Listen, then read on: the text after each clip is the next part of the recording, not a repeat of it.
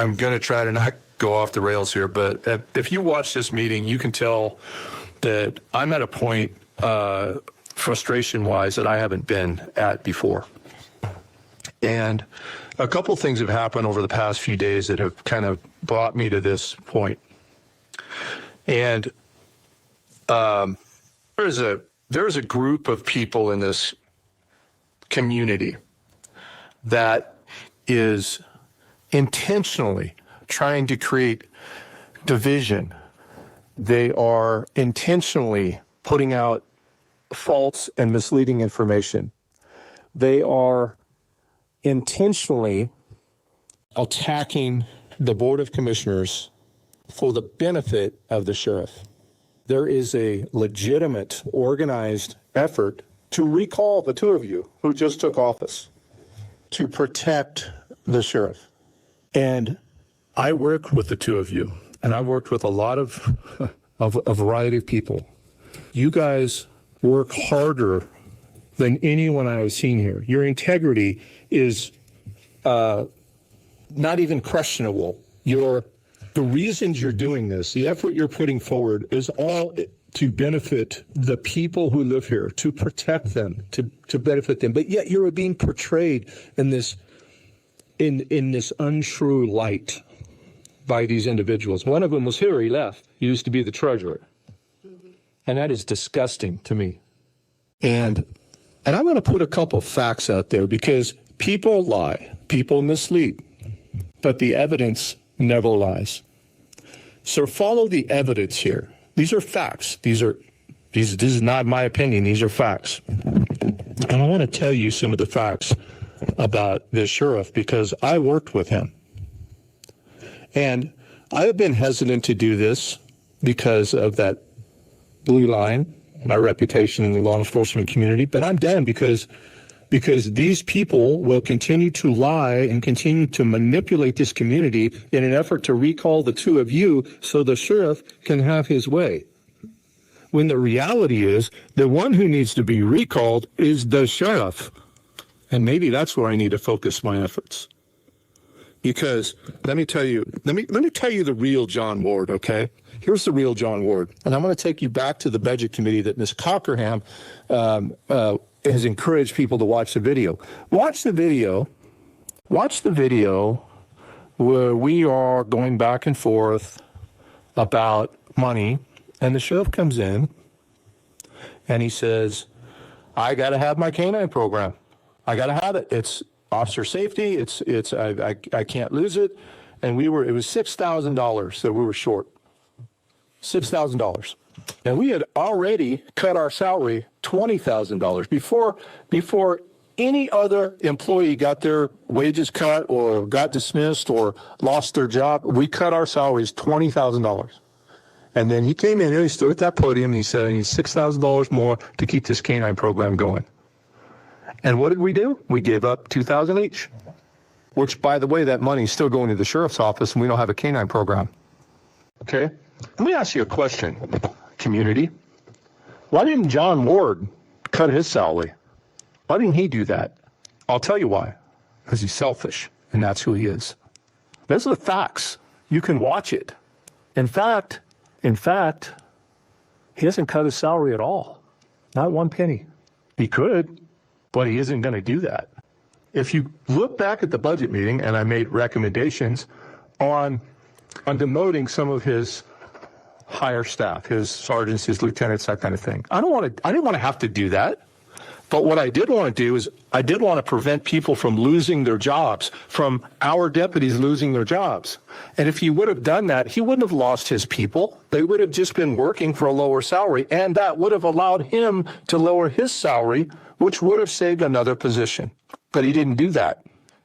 And as a community, we need to start asking those questions of him. Why? Why? Why won't you come in here and give us stats and information? Why won't you come here and tell us about all of those calls that are going unanswered? I am tired of him being a victim. He has been portrayed as a victim in this community by the same people who are trying to portray you guys as being the evil board of commissioners picking on the small town sheriff. No, that is not what's happening here. You have a sheriff that's not participating in government. You have a sheriff who's not doing his job. You have a sheriff who has lacked oversight, has cumulatively mismanaged that agency, and has failed to supervise his own people. Evident from the Marine Board. You have a deputy that's entering false information to the Marine Board. The DOJ is looking at that.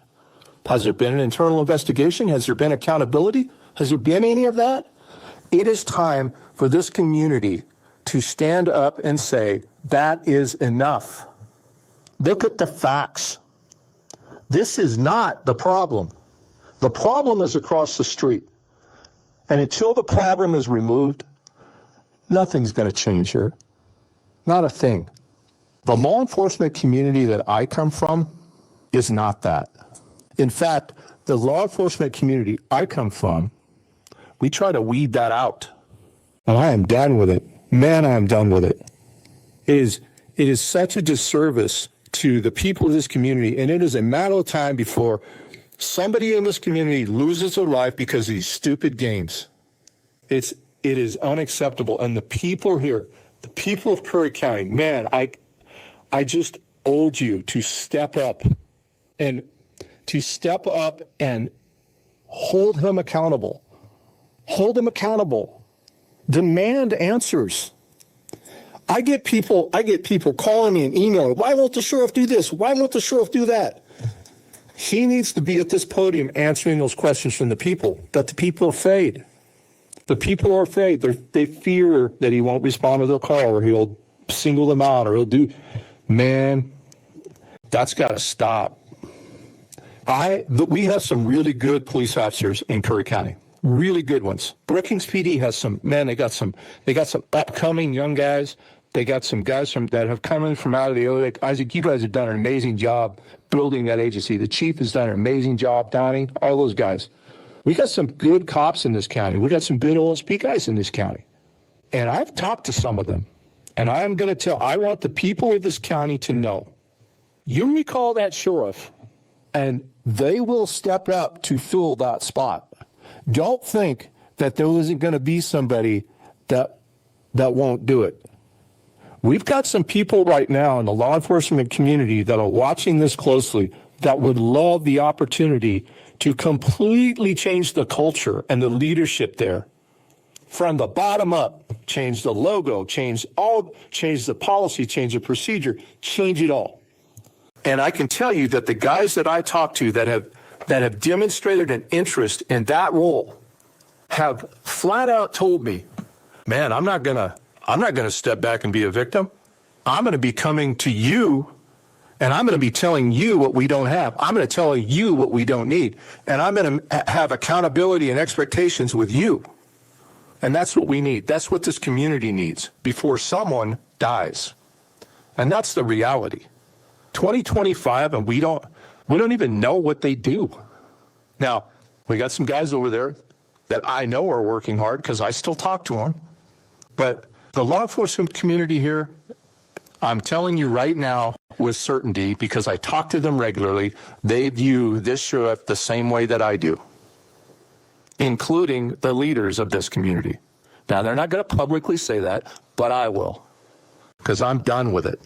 I'm done with it. And I just cannot believe that some of the people in this community, one in this room right now, is lashing out at the two of you, but is blinded by the shiny badge. I wish the three of you luck. I do.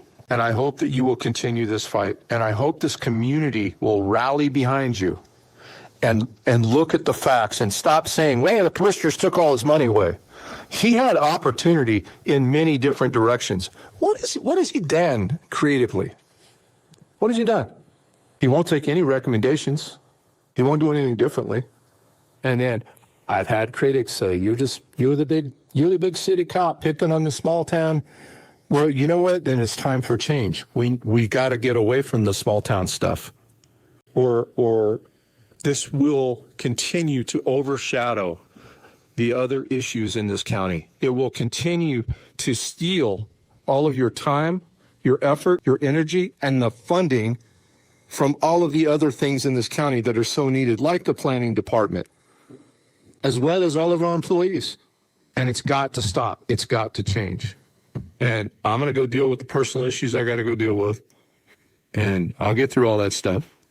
And as I do, I'm going to be watching this and offering whatever help I can to all of you. But this community has got to rally behind that change. And if they will, man, this will be a really amazing place.